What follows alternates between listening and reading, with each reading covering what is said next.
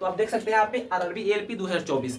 तो मैं क्वेश्चन आपको यहाँ पे स्क्रीन दिखाई दे रहा होगा। इसमें बताया गया है, एक ग्राफ दिया गया है और बोला गया है बाइक का उपयोग करने वाले कर्मचारियों की संख्या और मेट्रो का उपयोग करने वाले कर्मचारियों की संख्या के बीच क्रमशः अनुपात कितना है। तो देख लीजिए यहाँ पे, अब बाइक का उपयोग करने वाले कितने हैं, 300। कितने हैं बाइक का उपयोग करने वाले, 300 हैं। तो हम लिख सकते हैं बाइक का उपयोग करने वाले 300 बाइक। और फिर पूछा गया है मेट्रो का उपयोग करने वाले, तो मेट्रो का उपयोग करने वाले कितने हैं, 150 हैं। ये किसका हो गया, मेट्रो का। अनुपात निकाल देना इसका। अब देखिए ये वो जीरो से ये वो जीरो गया, ये हो गया 15 एकम 15, ये हो गया 15 दूनी 30। कितना अनुपात आया मेरा, 2:1 आया। तो ऑप्शन नंबर कितना हो जाएगा, ए, यानी कि 2:A हो जाएगा। देखिए कितना इजी क्वेश्चन है। अब आते हैं हम 2 नंबर पे। तो दोस्तों दूसरी क्वेश्चन ये है, एक कार क्रमशः 10 किलोमीटर पर घंटा, 20 किलोमीटर पर घंटा और 30 किलोमीटर पर घंटा और 60 किलोमीटर पर घंटा की चाल से 3 किलोमीटर की 4 क्रमिक दूरियां तय करती है। इस दूरी में कार की औसत चाल क्या होगी, यानी कि एवरेज की क्वेश्चन है। तो देखिए इसे क्या हम कैसे सॉल्व कर सकते हैं, मैं कैसे सॉल्व करता हूँ। तो देखिए औसत चाल पूछ रहा है, क्या पूछ रहा है, चाल। तो चाल निकालने के लिए फॉर्मूला क्या होता है, सिंपल ही देंगे। चाल निकालने के लिए फॉर्मूला क्या होता है, चाल बराबर क्या होता है, दूरी बट्टे समय। चाल बराबर दूरी बट्टे समय होता है। ठीक है, तो अब दूरी देखेंगे कितना दूरिया है, यानी कि देखिए दिया यहाँ पर दिया गया है 3 किलोमीटर की 4 क्रमिक दूरी। तो 3 किलोमीटर 3 किलोमीटर 3 किलोमीटर 3 किलोमीटर 4 क्रमिक दूरी, तो टोटल दूरी कितनी हो जाएगी, 12 किलोमीटर। तो लिख देंगे 12 किलोमीटर दूरी हो गया 12 किलोमीटर।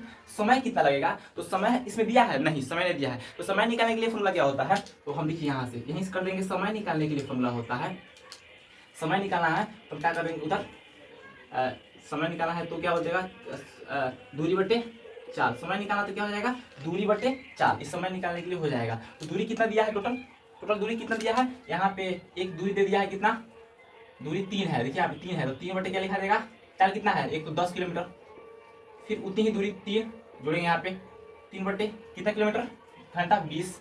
ये ऊपर दूरी हो गया, नीचे वाला क्या हो गया, 4 हो गया। फिर 3 बटे कितना 30, और फिर 3 बटे कितना 60।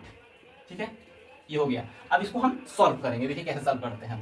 ये इसको पहले बाटा में सॉल्व कर लेते हैं। इसका एलसीएम कितना आएगा, 60 ही आएगा।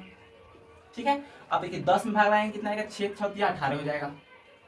इसमें भाग लाएंगे 3 3 9 हो जाएगा, 6 हो जाएगा और ये 3 आ जाएगा। ठीक है, अब बट्टा में क्या आ जाएगा, 12।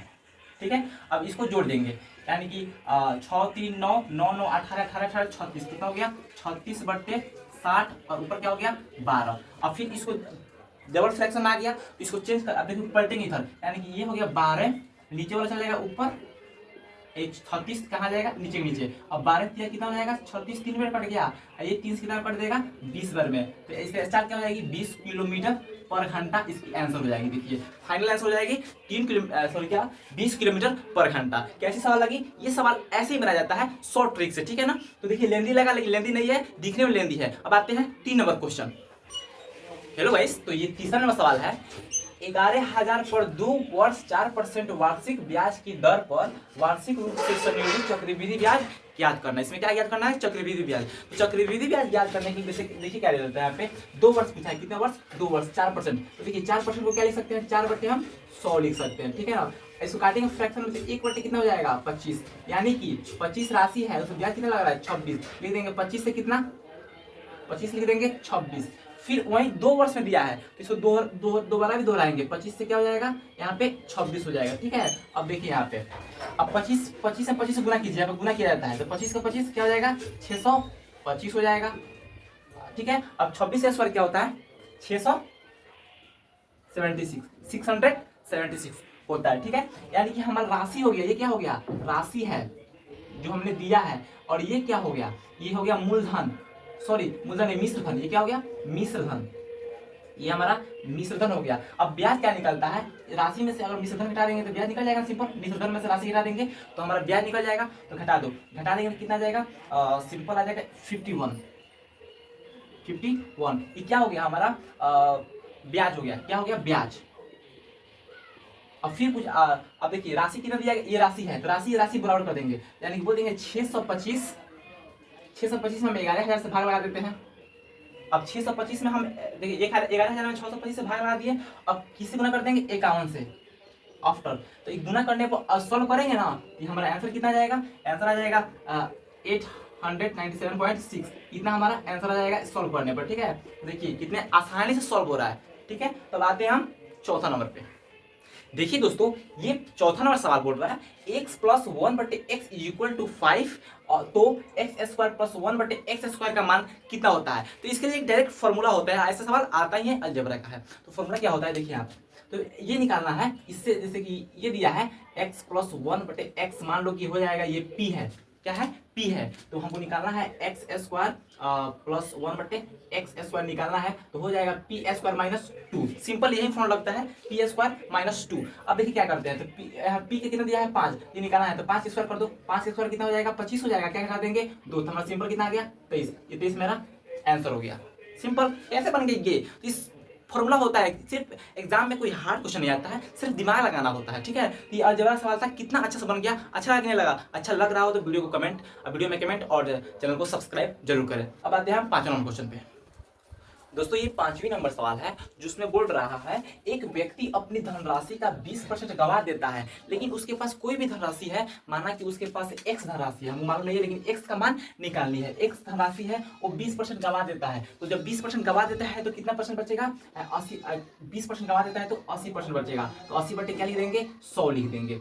फिर क्या बोलता है, शेष धनराशि का, जो शेष धनराशि बच गया उसका 25% खर्च कर देने के बाद, 25% खर्च कर देता है तो कितना परसेंट बचता है, अपने आप में कोई भी परसेंटेज 100 होती है, लेकिन 25 खर्च कर देता है तो 75% बचती है, लिख देंगे 75 किसमें, बटे 100 में। ठीक है, खर्च करने के बाद उसके पास कितना बचता है राशि, उसके पास 480 रुपया बचती है। तो उसके पास मूल रूप से कितनी धनराशि थी, यानी कि एक समान हमको ज्ञात कर देनी है। अब देखिए क्या करते हैं, इसको फ्रैक्शन कटाते हैं, 20 चौका 80, 20 पचे 100, 25 से कटाते हैं, 25 तिया 75, 25 चौके 100। अब ठीक है, अब एक क्या होता है 4 तिया 12, अब x गुने 12 बटे क्या हो जाएगा 5 चौका 20, बराबर कितना हो गया 480। ठीक है ना, अब क्या करते हैं, x को रोकेंगे, x का मान निकालना है तो हम x को क्या करेंगे, रोकेंगे। उसके बाद 480 जो है 20 है जो ऊपर चला जाएगा, और ये 12 है जो कहाँ हो जाएगा, नीचे हो जाएगा। अब कटाएंगे तो 12 से कट जाएगा, 12 चौका 48, एक जीरो है तो एक जीरो बढ़ जाएगा, ये कैलकुलेशन का ट्रिक होता है।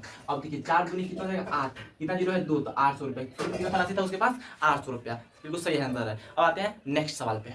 दोस्तों 6वां नंबर सवाल है, दो संख्याओं का योग 26 है, यानी कि कोई भी दो संख्याओं का, माना कि पहली a है, ठीक है ना, योग, और दूसरी संख्या का योग कितना है 26 है। ठीक है, फिर दिया है एक संख्या का 5 गुना, एक संख्या का 5 गुना, माना कि एक संख्या का 5 गुना, इसको मान लेते हैं a, इसको मान लेते हैं क्या b, मान लेते हैं 5a, और दूसरी संख्या के क्या 4 गुने, दूसरी संख्या के 4 गुने के बराबर है, दूसरी संख्या के 4 गुने बराबर है, तो हम a और b का रेशियो निकाल सकते हैं। तो a रेशियो b, एक जो देखिए 5 कितना है, इसमें एक गुने 5 मान कितना है, सॉरी एक मान कितना है 5 है, तो ये एक मान नहीं हो जाएगा, ये b का मान हो जाएगा 5, b का मान कितना हो जाएगा 5, गुना है तो चेंज हो जाएगा, एक 4, b का मान कितना है 4, तो b का मान 4 नहीं हो जाएगा, वो एक मान 4 हो जाएगा, एक मान 4 हो गया। ठीक है, यानी कि देखिए 5, अब जो मान की अनुपात है तो इसको मान लेते हैं, ये हो गया 5 4 कितना हो गया, जोड़ 5 4 कितना हो जाएगा 9, तो 5 4 9 इज इक्वल टू 26, 9 बराबर कितना 9 बराबर क्या हो जाएगा 36, तो एक बराबर कितना हो जाएगा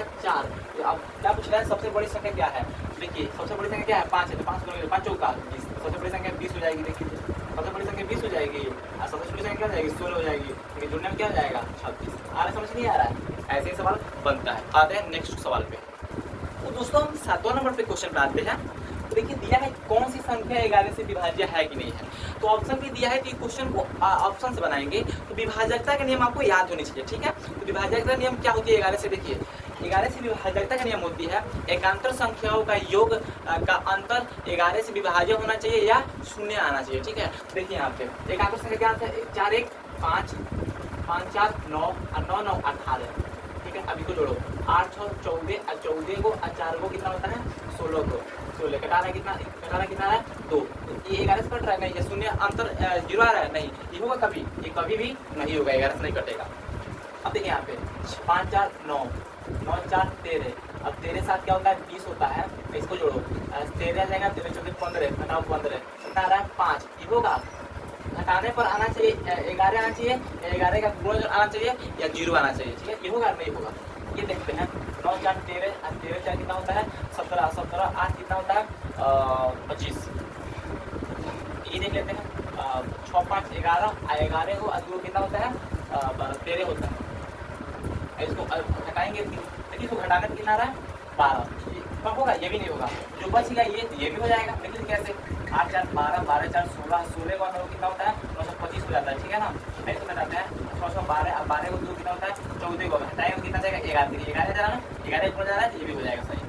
कैसा कैसा लग रहा है क्वेश्चन, अच्छा लग रहा है ना। हाँ, तो आप लोग ऐसे प्यार दुलार बनाए लगे और प्यार दुलार मिलता रहेगा तो मैं आगे भी ऐसे क्वेश्चन लाता रहूँगा, पूरा शिफ्ट करके ला दूंगा, ठीक है। अब आगे चलते हैं 8 नंबर क्वेश्चन। तो दोस्तों यहाँ पे 8वां नंबर क्वेश्चन है जो सिंप्लीफिकेशन का घातांक और करने का क्वेश्चन है। जो बोला गया है 2 के पावर क्यूब गुने -9 के पावर 0 गुने 3 के क्यूब। अब देखिए 2 का क्यूब कितना होता है 8 होता है, और फिर -9, अब किसी के पावर 0 रहे तो उसका मतलब 1 हो जाता है, तो क्या हो जाएगा -1 गुने 3 के क्यूब कितना होता है 27 होता है, ठीक है। अब गुना करते हैं 27 से कम -27 आखिर 8, 27 में 8 से गुना करते हैं तो 27 गुने 8 से गुना करेंगे। अब माइनस लग रहा है क्योंकि इससे माइनस है, अब गुना करते हैं 57 के 6, अब हाथ में 5, 8 दूनी 16, 5 21, 216, यानी कि हो जाएगा -216 आंसर हो जाएगा -216। अच्छा लग रहा है कि नहीं लग रहा है। हाँ ऐसे ही बढ़िए, आज कराएंगे 10 क्वेश्चन इस वीडियो में, अब देखेंगे कैसा रिस्पांस मिलता है तो आगे कराएंगे। चलिए आते हैं 9 नंबर क्वेश्चन। दोस्त तो यहाँ पे क्वेश्चन नंबर 9 है जो जियोमेट्री का है। तो ऐसे जियोमेट्री के लिए इसके लिए कंसेप्ट एक होता है कि देखिए अंदर, देखिए यहाँ पे जो ये अंदर है, अंदर की जो अंदर में 180 डिग्री के बराबर होती है, ठीक है ना। तो आइए हम बताते हैं कैसे बनेगा। बोला है संलग्न आकृति में रेखा एल एम के समानांतर है, यानी कि ये जो रेखा है ये रेखा के समानांतर यानी कि पैरेलल में है, ठीक है, बराबर लाइन चल रहा है। तो बताना है x + 2y का मान कितना होगा। हमको x का मान निकालेंगे, उसके बाद y का मान निकालेंगे, तब ये जाकर निकलेगा, ठीक है। तो देखिए क्या करते हैं, x का मान पहले निकालते हैं। तो देखिए अंदर का दोनों कोणों का योग 180 डिग्री होना चाहिए, तो ये 105 है, तो ये कितना हो जाएगी 75, सिंपली दिखाई दे रहा है, ये कितना हो जाएगा 75 डिग्री हो जाएगी, तब जाकर 180 होगा। दोस्तों तो अब आते हैं, ये तो दिखाई दे रहा है ये है, तो इसमें तो 180 डिग्री कैसे कर सकते हैं, ये मान निकालना, इसका मान नहीं दिया है तो इसका मान ज्ञात हो सकता है। बोला है एकांतर कोण आपस में क्या होता है बराबर होता है, एकांतर कोण कहते हैं ये आपस में बराबर होता है। ये सब 60 है तो ये कितना हो जाएगा 60 हो जाएगा, तो y निकल सकता है कि दोनों का योग 180 होना चाहिए, तो ये हो जाएगा 120 हो जाएगा। y का मान 120, x का मान कितना हो गया 75, तो सिर्फ पता है x का मान कितना हो गया 75 जोड़, अब y का दुगुना कर देना है तो कितना हो जाएगा 240, y का 120 के डबल कर दिए हैं 240 हो जाएगा, और इसको ऐड करेंगे तो कितना आ जाएगा 315 आ जाएगा, 315 डिग्री हमारा आंसर हो गया। ये कैसा लग रहा है क्वेश्चन दोस्तों, बहुत इजी क्वेश्चन आता है, ठीक है ना। अब आते हैं हम लास्ट क्वेश्चन इस वीडियो के। दोस्तों इस वीडियो का लास्ट क्वेश्चन है 3 के प्रथम 25 गुणजों का औसत। देखिए औसत निकालना है, तो औसत निकालने के देखिए ऐसा सवाल है, क्या करना है, पहले 3 लिख देते हैं, 3 के जो पूछे लिख देंगे, ठीक है, जोड़ लिख देंगे। अब 25 पूछ रहे तो फिर 25 में गुना कर देंगे, तो 25 का कितना हो जाएगा 75 हो जाएगा, बट्टे क्या कर देंगे 2 कर देंगे। अब जोड़िए 78 आ गया, 78 में किस बार आ देंगे 2 से, तो कितना हमारा आंसर आ जाएगा 39, ये हमारा क्या हो गया 39 राइट आंसर है। तो दोस्तों ये मतलब CBT 1 में मैथ के 20 क्वेश्चन आती है, लेकिन मैंने आज 10 ही कराया क्योंकि वीडियो लंबा ना हो जाए और आप लोग का रिस्पांस अच्छा मिलेगा तो बाकी का अगले दिन करा दूंगा, और ऐसे ही एक वीडियो में 20 सेट लाता रहूंगा। तो देखते हैं इस वीडियो पे कितना रिस्पांस मिलता है। तो आप लोग अगर प्यार दुला दीजिएगा तो ऐसा लाता रहूंगा। और वीडियो कैसा लग रहा है, अच्छा लग रहा है कि नहीं लग रहा है, तो ये कुछ नया पॉल स्टार्ट किया हूँ, अब देखते हैं क्या होता है। बस आज के वीडियो में इतना ही, जय हिंद।